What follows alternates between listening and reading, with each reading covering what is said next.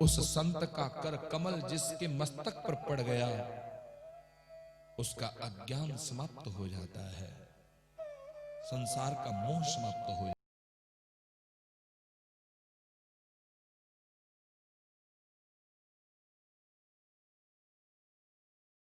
बहुत मुश्किल से संत के चरण का यदि स्पर्श हो जाए, चरण तलुए में अपने आप को पटक दे और संत चरण जिसके मस्तक पर पड़ जाए, मानो कि उसे साक्षात ब्रह्म स्वरूप के दर्शन।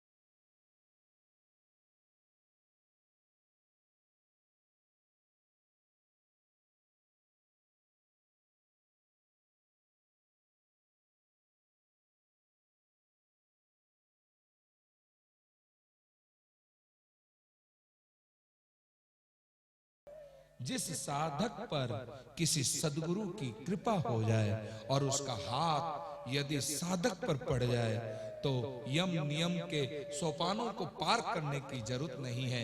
ये तो संत सदगुरु की लिफ्ट में आरूढ़ होकर वो सीधे समाधि की मंजिल में पहुंच जाता है, समाधि की मंजिल में पहुंच जाता है। कुछ भी करने की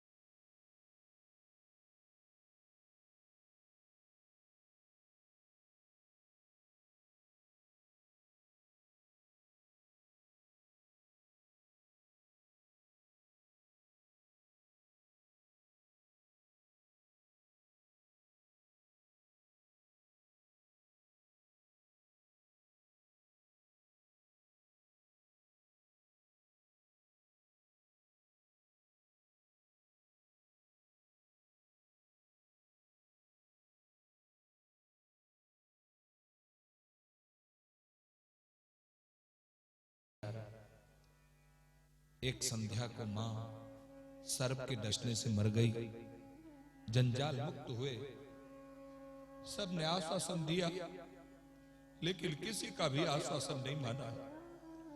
अपने लक्ष्य की तरफ बढ़े। जो लक्ष्य की तरफ बढ़ता है वो पीछे मुड़कर नहीं देखता है साधकों, और नहीं किसी की परवाह करता है। लक्ष्य पर चलने वाले को बहुत सी बाधाएं पार करनी पड़ेगी, बहुत सी बाधाएं पार करनी पड़ेगी। समाज एक तरफ होगा, परिवार भी एक तरफ हो जाएगा, समाज के साथ मिल जाएगा। उस बाधा के पथ पर, उस लक्ष्य के पथ पर मात्र तुम अकेले होंगे, तुम्हारे पीछे भीड़ समाप्त हो जाएगी।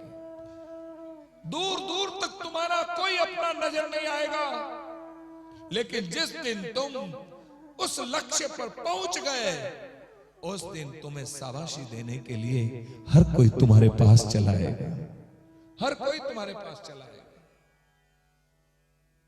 पहुंच गए। हिमकंदराओं में बैठकर के भजन तप करते हुए, देवभाव से मुक्त होकर अंतःकरण की गहराइयों में प्रवेश करके आनंद तो तभी होता है। तालाब के किनारे स्नान करने से मजा नहीं है, तालाब की गहराई में डुबकियां लगाओ, बार बार गंठे लगाओ, तब तो आनंद होता है। कोई तालाब में डुबकी लगाइए भाई, नहीं तो तालाब के किनारे 2 लोटा 4 लोटा डाल करके कर लिया, बाहर निकल आए, मजा क्या। गहराई में जाओ, बीचों बीच जाओ। अध्यात्म जीवन में, अध्यात्म की गहराई में, साधना की गहराई में जब कोई साधक हरिदास की तरह प्रवेश करता है, तब शरीर पुलकित हो जाता है, वाणी वाष्प हो जाती है, देह गदगद हो जाता है, शरीर पुलकित हो जाता है, झर झर झर झर झर झर झर झर झर झर नेत्र श्रावण भादों की तरह बरसने लगते हैं, शरीर जड़ हो जाता है।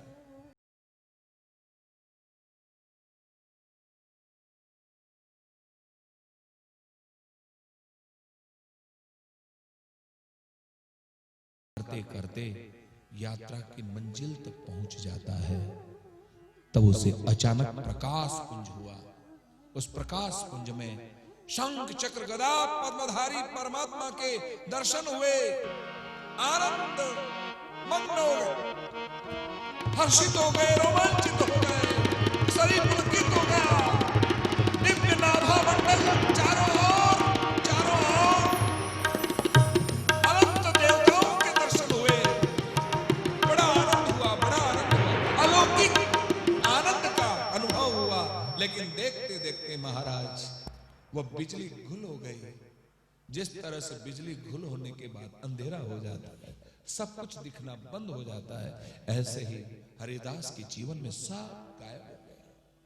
बहुत प्रयास किया, बहुत प्रयास किया, ये सब दिखने लग जाए, लेकिन अब कुछ भी दिखाई नहीं दिया। आकाशवाणी के माध्यम से हरिदास से कहा, हरिदास अब तुझे कुछ नहीं दिखेगा, मेरा अपना प्रारब्ध पूरा कर। और जब ऐसे अपना प्रारब्ध पूरा किया, सृष्टि का प्रलय हुआ, तो कहते हैं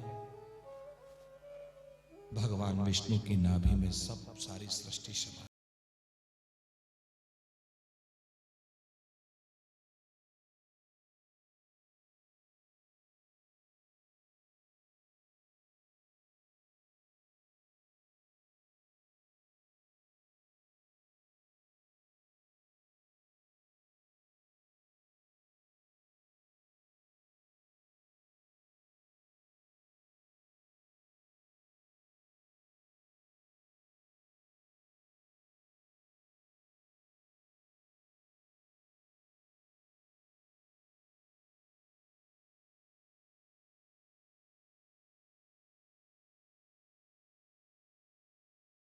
उत्पन्न किया। कमल में से ब्रह्मा प्रकट हुए, ब्रह्मा से 10 मानस पुत्र हुए। उन 10 मानस पुत्रों में वही हरिदास नारद जी के रूप में प्रकट हुए। और जैसे नारद के रूप में प्रकट हुए, महाराज देवता लोग बड़े प्रसन्न चित्त हुए और उन्होंने देवदत्ताम इमाम वीणाम प्रदायिनी, और उनको जो है वीणा प्रदान करी। देवदत्ताम इमाम वीणाम स्वर ब्रह्म विभूषिताम मूर्छयित्वा हरि कथाम गायमानम चराम्यम। उसी वक्त जो है जैसे वीणा प्रदान करी, और वीणा हाथ में लेते ही वीणा का तार छुआ, और छूते ही महाराज ऐसा संकीर्तन प्रारंभ हुआ। आइए सब तल्लीन हो गए, तन्मय हो गए, देवता नृत्य करने लगे, नाचने लगे। चारों ओर गंधर्व किन्नर यक्ष किम पुरुष चारण सबके सब चले आए और नृत्य करने लगे और गाने लगे बड़े भाव प्यार के साथ।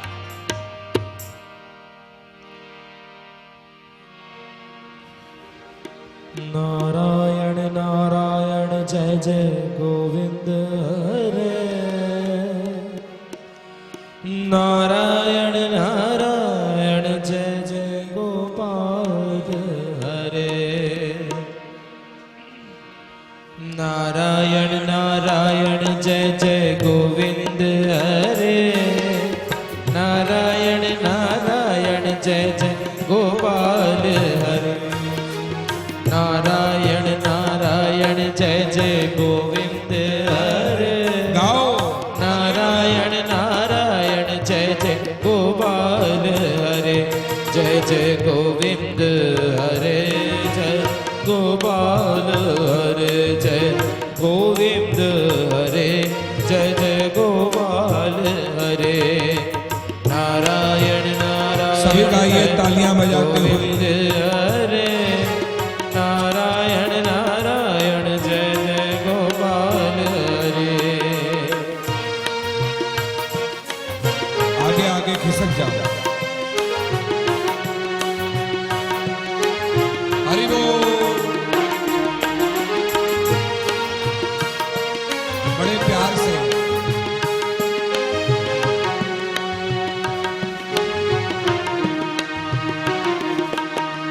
नारायण नारायण जय जय गोविंद हरे नारायण नारायण जय जय गोविंद हरे जय जय गोविंद हरे जय जय गोपाल हरे जय जय गोविंद हरे जय जय गोपाल हरे नारायण नारायण जय जय गोविंद हरे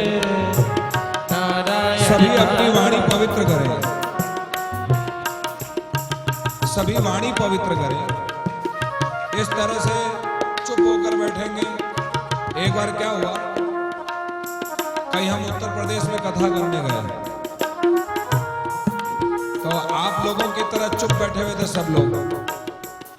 तो हमने कहा भाई गाओ ना, 2 बार कहा, 4 बार कहा, असर नहीं पड़ा। तो एक बंदा भाई खड़ा होकर के बोला, महाराज आपको और आपके संगीत वालों को किस लिए बुलाया हमने?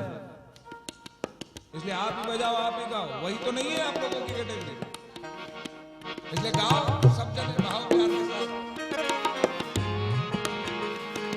हो नारायण नारायण जय जय गोविंद हरे नारायण नारायण जय जय गोपाल हरे जय जय गोविंद हरे जय जय गोपाल हरे जय जय गोविंद हरे जय जय गोपाल हरे नारायण नारायण जय जय गोविंद हरे नारायण नारायण गोपाल हरे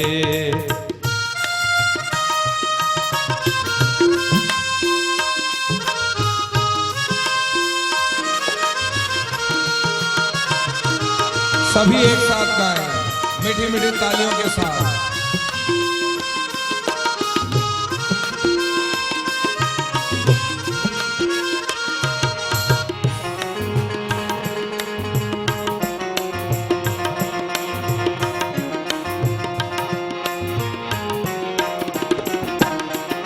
हरि बोल। नारायण नारायण जय जय गोविंद हरे नारायण गोविंद हरे जय जय गोविंद हरे जय जय गोपाल हरे जय जय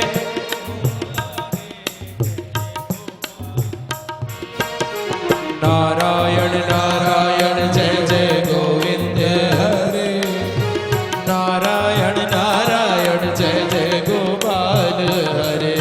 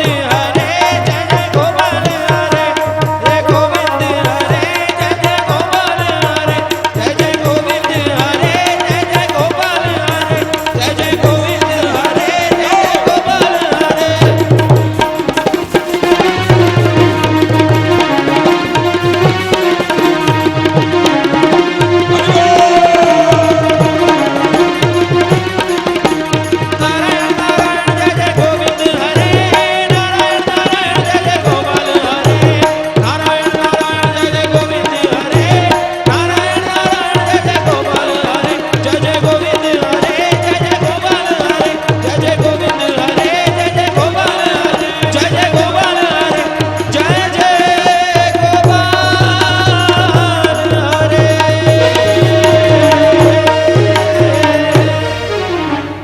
नारायण नारायण जय जय गोविंद हरे नारायण नारायण जय जय गोपाल हरे नारायण नारायण जय जय गोविंद हरे नारायण नारायण जय जय गोपाल हरे जय जय गोविंद हरे जय जय गोपाल।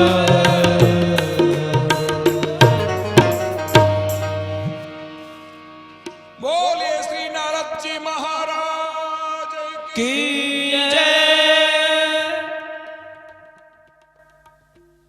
नारद जी कहने लगे, व्यास जी मैं वही नारद हूं। संत के सानिध्य में संत से हुई प्रीति भगवत प्रीति हो गई, जिससे आज मैं धन्य हो गया। चारों ओर दिन रात वीणा वादन करते हुए नारायण नारायण नारायण नारायण का गान करता हूं।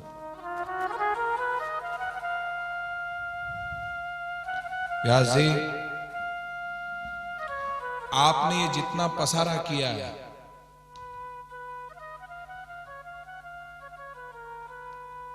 ये समृद्धि है, ठीक है, लेकिन अब तुम एक ऐसे शास्त्र का निर्माण करो जिस शास्त्र का निर्माण करने से, पढ़ने से, सुनने से भगवत प्रेम हो जाए। तो व्यास जी ने पूछा क्या निर्माण करूं? व्यास जी की जिज्ञासा को देखकर नारद जी ने कहा, देखो सुनो,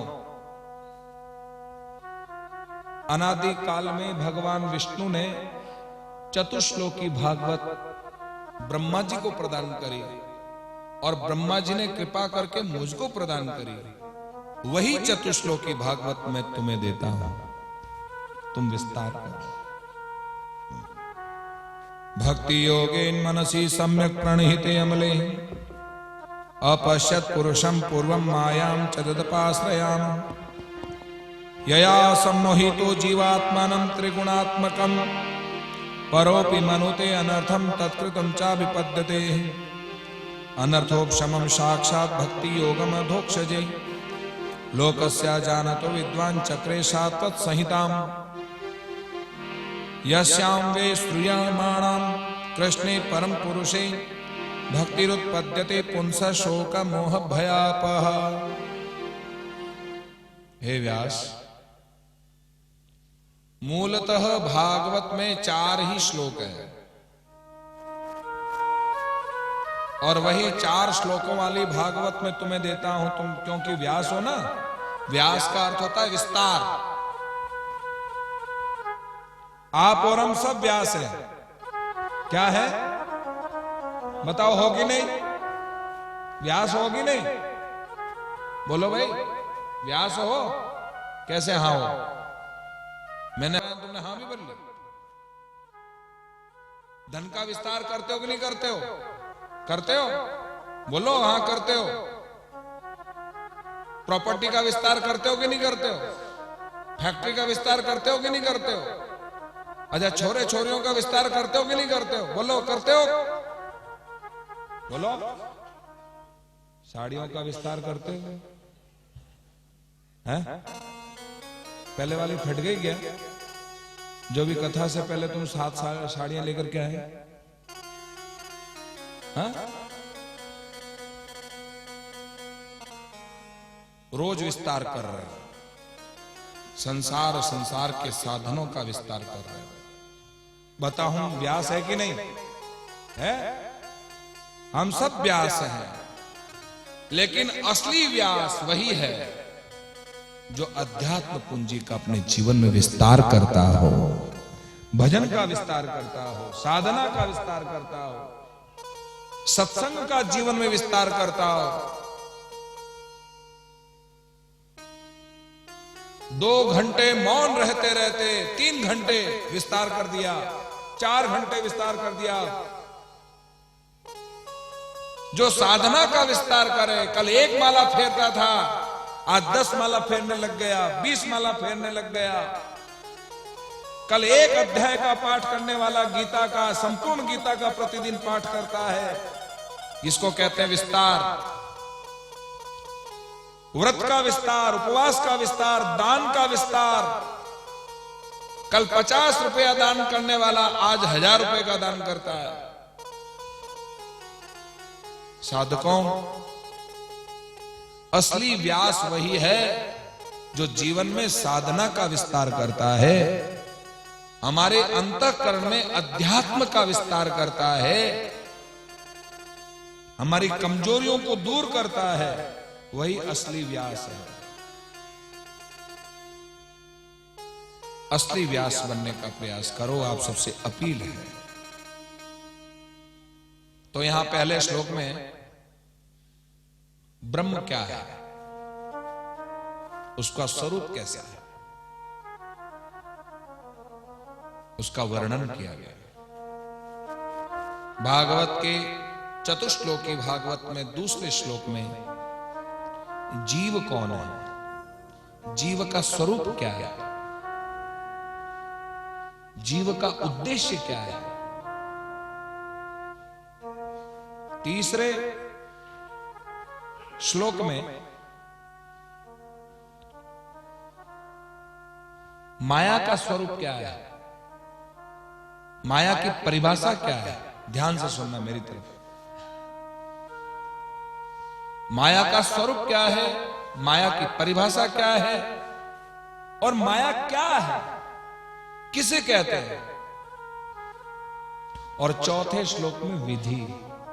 देखो, आटा तो है, शक्कर भी है, घी भी है, लेकिन हलवा बनाना नहीं आता है?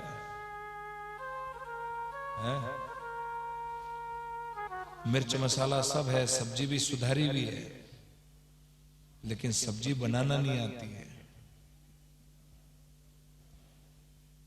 इसको कहते हैं विधि।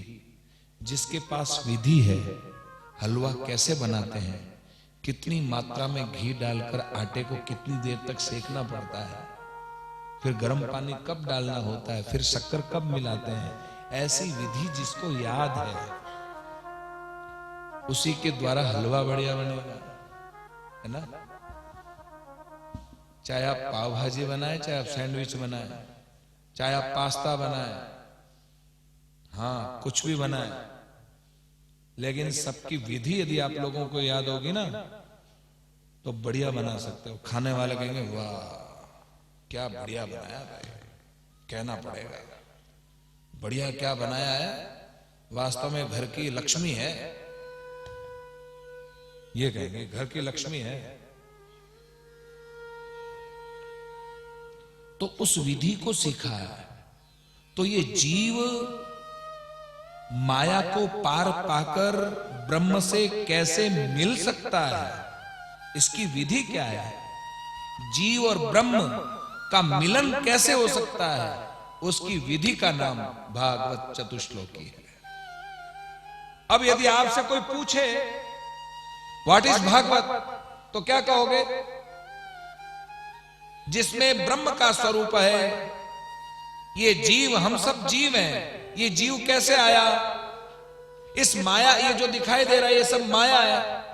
माया का अर्थ और सरल बताऊं आपको, जिससे आप मोहित हो जाते हैं, जिससे आप आकर्षित हो जाते हैं, उसी का नाम माया।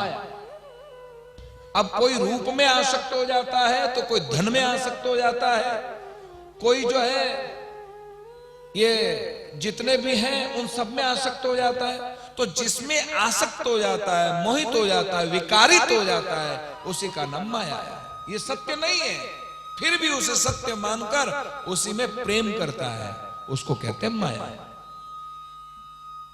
और माया को कैसे जीत करके जीव येन केन प्रकारेण ब्रह्म को प्राप्त कर सकता है, इस विधि का नाम भागवत है। अच्छा, मैं और सरल व्याख्या करके बताऊं आपको भागवत शब्द की, ताकि आप अनपढ़ से अनपढ़ व्यक्ति को भी भागवत की महत्ता बता सकते हो। भागवत में कितने अक्षर हैं? 4। भ नाम भक्ति, याद कर लिया?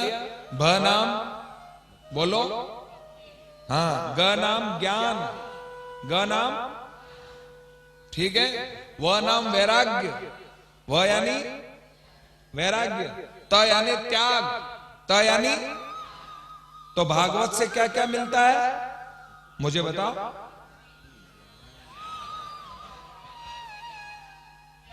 त्याग, ज्ञान, वैराग, भक्ति और त्याग जिससे प्राप्त होता है उसका नाम भागवत। वाह, वास्तव में आप लोग ब्रह्मपुर में भागवत के मर्मज्ञ हो गए आप लोग। हाँ, सच में अब मेरी जरूरत नहीं होगी। अस्तु, चतुश्लोकी भागवत से 18,000 श्लोकों की रचना करी, 12 स्कंद का निर्माण किया और 335 अध्याय बने। इसका नाम भागवत। ये मूल संस्कृत में है। इसमें 18,000 श्लोक है, 335 अध्याय हैं और 12 स्कंद है। इसका नाम भागवत। इसका विस्तार किसने किया? वेदव्यास जी ने।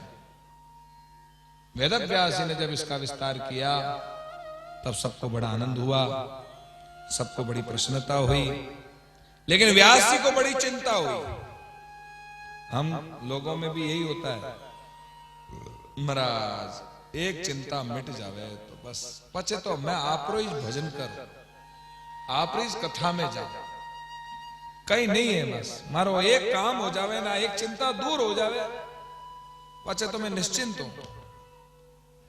भगवत कृपा से एक चिंता आपकी पूरी हो गई तो दूसरी चिंता जागी। कहीं हो साहब है बाप जी, एक बड़े चिंता जाएगी, चिंता कटो जागी वही।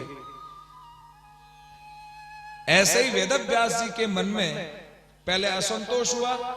नारद जी ने आकर के समझाया, चतुश्लोकी भागवत की रचना करने को कहा। चतुश्लोकी भागवत की रचना हो गई, लेकिन व्यास जी को बड़ी चिंता हो गई। क्यों चिंता हुई? क्या चिंता हुई? ये चिंता हुई कि ये ऐसा ग्रंथ है जिस ग्रंथ को पढ़ने से, सुनने से किससे प्रेम होता है?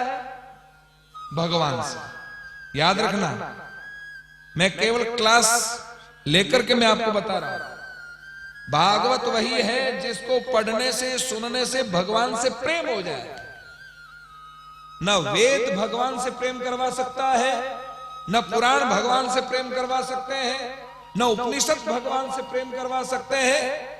इन सारे वेद, पुराण, उपनिषदों में सर्वमात्र एक ही भागवत ऐसा साधन है जिसको पढ़ने से, दर्शन करने से, बार बार सुनने से मेरे भगवान से प्रेम हो जाता है।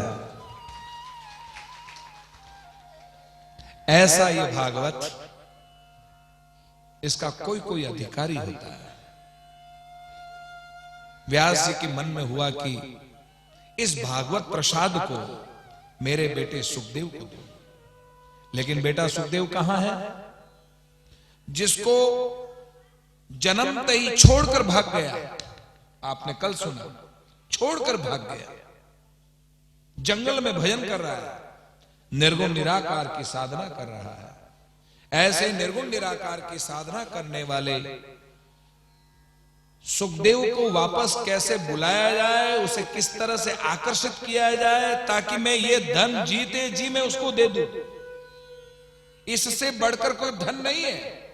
और इस धन का अधिकारी केवल मेरा बेटा सुखदेव है। इन सब का चल अचल संपत्ति का हक तो कोई भी बन जाएगा, पड़ोसी भी बन जाएंगे, लेकिन माता पिता के जीवन की अच्छाई, माता पिता के जीवन का धर्मोपदेश का अधिकारी कोई नहीं बनना चाहता है। माता पिता के द्वारा श्रमित धन का अधिकारी तो कोई भी बन सकता है, जिसको पाने के लिए टूट पड़ते हैं, मां बाप को भी मार देते हैं, ऐसा धन प्रिय लगता है लोगों। लेकिन असली धन पाने के लिए जो तत्पर होता है, जो मां बाप के पास में पूंजी है अध्यात्म की, धर्म की, उस पूंजी को पाने के लिए, उस नसीहत को पाने के लिए कौन बेचैन है। आज वेदव्यास जी उस पूंजी को देने के लिए तैयार हुए। इसलिए बढ़िया सा अच्छा सा एक भवन बनाया, उसका उद्घाटन हुआ, एक अच्छा सा एड दिया सन्मार्ग अखबार में, दैनिक जागरण में, उड़िया भाषा में भी दिया, एड दिया बड़ा वेदव्यास जी ने, आओ आओ भाई, भागवत कोचिंग क्लासेस, और भागवत की कोचिंग क्लास शुरू हुई। सारे विद्यार्थी एड पढ़ करके आए, गुरु दीक्षित होकर भागवत पाठी बने, उन्हें सिखाया, देखो भाई तुम भागवत पाठी हो ना, तो बिना सेवा किए भागवत पाठी मत बनो, सेवा करो हमारी। तुम्हारा सेवा क्या है? हमारी सेवा तो यही है कि जंगल में जाओ, देखो आश्रम में जो वस्तु जरूरत है वह जरूरतमंद आश्रम की वस्तु को लाना, यह सेवक का धर्म है। अब आश्रम में क्या चाहिए? जो जो आश्रम में आवश्यकता है, ईंधन की है, राशन की है, घी की है, कंडे की है, इन सारी सामग्रियों की जरूरत है ना, तो जरा लेकर के आओ। अब सारे शिष्य जो है दूर दूर तक गए, उन्हें ट्रेंड कर दिया किस दिशा में जाना है और कैसे ईंधन लाना है। बहाना है ईंधन का, उद्देश्य क्या है? मेरा बेटा सुखदेव जहां निर्गुण निराकार की साधना कर रहा है, उन्हें भागवत के सस्वर श्लोक गा करके उन्हें खींच करके मेरे पास लाना। सुखदेव जी को रिझाने के लिए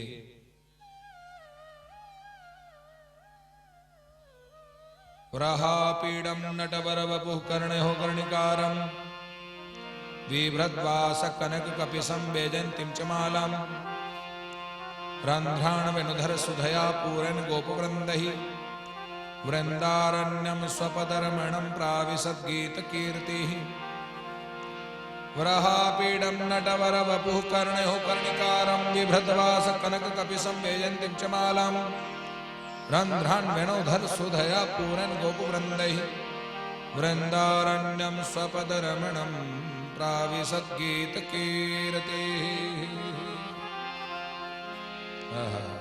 वराहापीडम, भगवान श्री कृष्ण के स्वरूप का वर्णन करते हुए कहा, कैसा स्वरूप है मेरे कन्हैया का? वराहापीडम, मोर के पंख को अपने माथे पर धारण किया है। क्यों भाई? मोर की पंख को क्यों?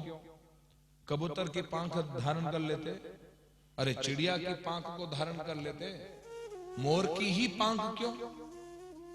क्योंकि मोर निर्विकारी है, उसमें विकार नहीं है। कृष्ण निर्विकारी है तो मोर भी निर्विकारी है। तो क्या मोर का वंश नहीं चलता? बोले चलता है। जिसका देह संसर्ग से, नर मादा स्त्री पुरुष के संसर्ग से वंश परंपरा चलती है, तो फिर वो निर्विकारी कैसे हो सकता है? उसमें विकार है, कोई मान नहीं सकता कि इसमें विकार नहीं है। फिर भी मोर निर्विकारी है। स्त्री पुरुष का संसर्ग, नर मादा का संसर्ग जिस तरह से होता है ऐसा मोर मोरनी का नहीं होता। कभी आपस में मिलते नहीं हैं, कभी नहीं मिलते। जब वे नहीं मिलते हैं तब वो मोरनी कैसे गर्भवती हो जाती है? बारिश के दिनों में काली काली घटाएं छाती है, घनघोर घटाएं, मानो कि लगता है सांवरा कृष्ण धरती पर उतरने वाला है। जैसे ही धरती पर उतरने वाला है, मोर मदमस्त हो जाता है। ध्यान से सुनना इस बात को। मोर मदमस्त हो जाता है, मस्त हो जाता है, बार बार वो पुकार करता है, अपने सारे पंखों को फैला देता है, नृत्य करता है, अपनी सर्वांग सुंदरता देखकर भगवान श्री कृष्ण के श्री चरणों में समर्पित कर देता है।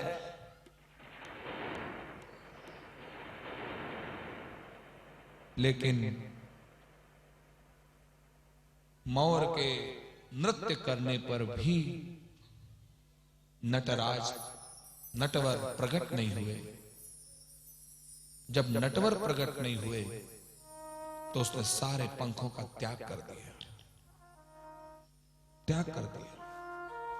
पंखहीन हो गया मोर, बदरूपा हो गया।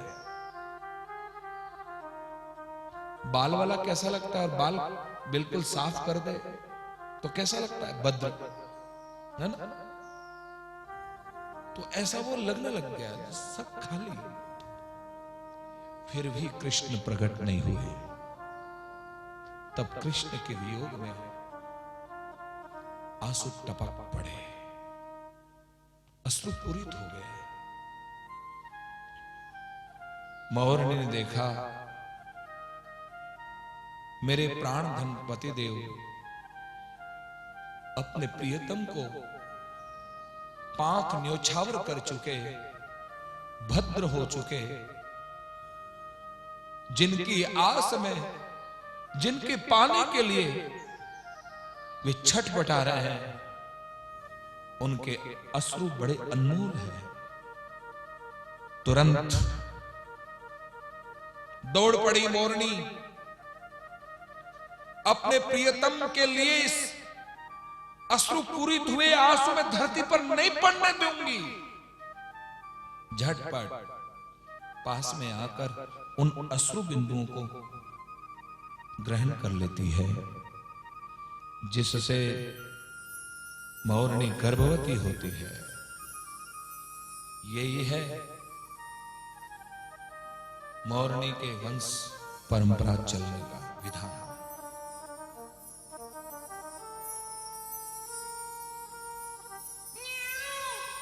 ऐसे मोर मोरनी निर्विकारी संसारियों की तरह कभी संसर्ग नहीं होता, कभी मिलन नहीं होता। भगवान श्री कृष्ण द्रवीभूत हुए, चुपके से पीछे से आए। ऐसे निर्विकारी मोर की पांख को लेकर अपने माथे पर धारण कर लेते हैं,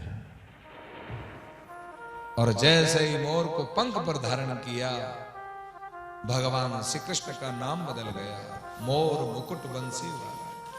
बोलिए श्री मोर मुकुट बंसी वाले की जय। व्रहापीडम नटवर वपु